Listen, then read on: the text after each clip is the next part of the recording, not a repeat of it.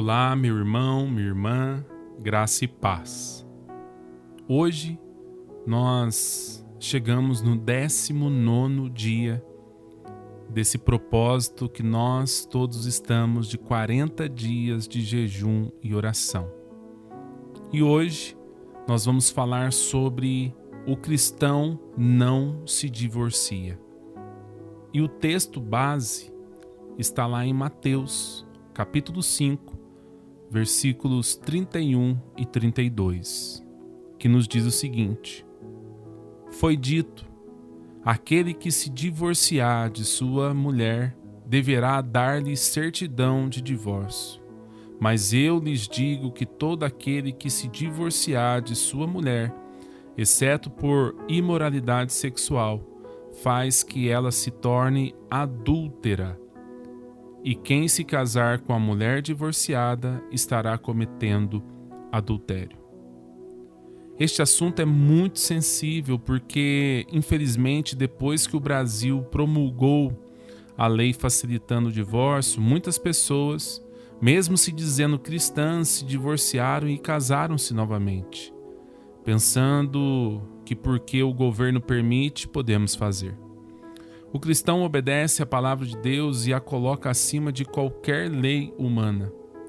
Atos 5:29 nos diz: Pedro e os outros apóstolos responderam: é preciso obedecer antes a Deus do que aos homens. No Sermão do Monte, Jesus deu um resumo do seu pensamento e no capítulo 19, versículos 3 a 12 de Mateus, ele amplia esse pensamento.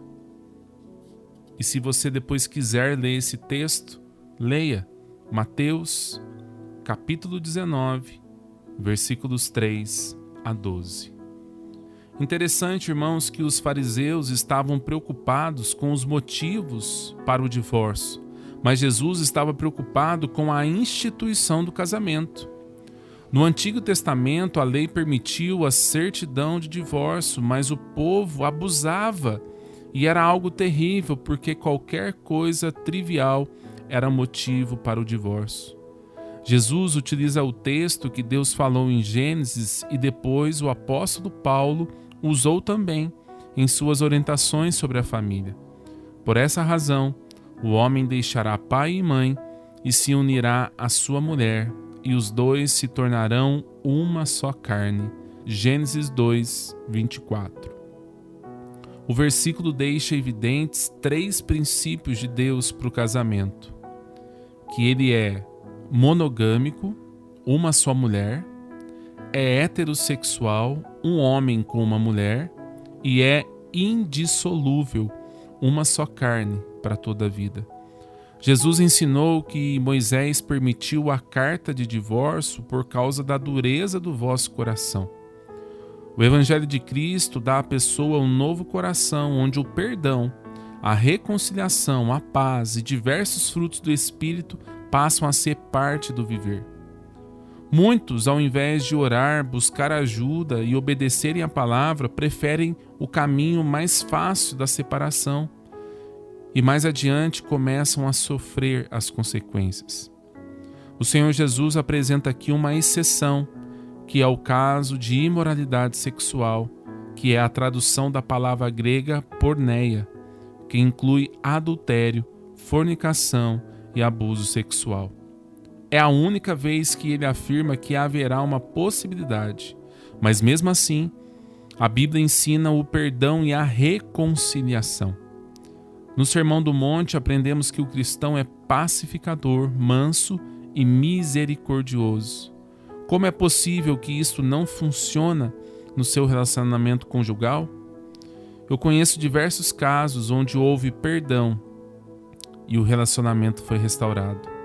A maior dificuldade do texto bíblico aqui citado é a afirmação do versículo que diz: quem se casar com uma mulher divorciada estará cometendo adultério. O texto é claro, mas em Mateus 19 provocou uma reação forte dos discípulos, dizendo que é melhor não se casar. E Jesus disse que não são todos aptos para isso. A solução é não se divorciar. Para isto, toda a igreja deveria ter um ministério forte na área familiar e de aconselhamento. Sempre há uma solução. Não tem problema que aguente um tempo de jejum e oração. Há algumas palavras e frases que eu recomendo que você tire do seu vocabulário: divórcio, separação, vamos dar um tempo, incompatibilidade de gênios e o amor acabou. O cristão verdadeiro deverá imitar a Deus que afirma: eu odeio o divórcio, diz o Senhor, o Deus de Israel, e também odeio o homem que se cobre de violência como se cobre de roupas, diz o Senhor dos Exércitos. Por isso, tenham bom senso, não sejam infiéis. Malaquias 2, versículo 16.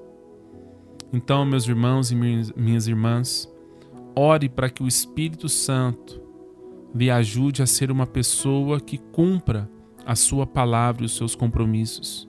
Peça a Deus que lhe encha de amor incondicional por seu cônjuge. Ore pelas famílias da sua igreja, para que sejam firmadas em Deus e na sua palavra. Ore para que cada cristão seja fiel no seu casamento e nunca pense em divórcio. Vamos orar? Pai, nós somos gratos ao Senhor pelo dom da vida. Nós somos gratos pela Tua presença conosco.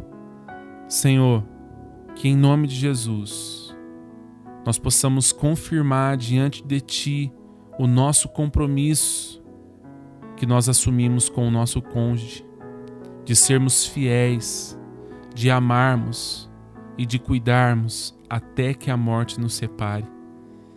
Ajuda-nos para que possamos aperfeiçoarmos os nossos relacionamentos com os nossos cônjuges. E é em Teu nome que nós assim oramos. Amém. Amém. Meu irmão, minha irmã, que Deus te abençoe. Um forte abraço.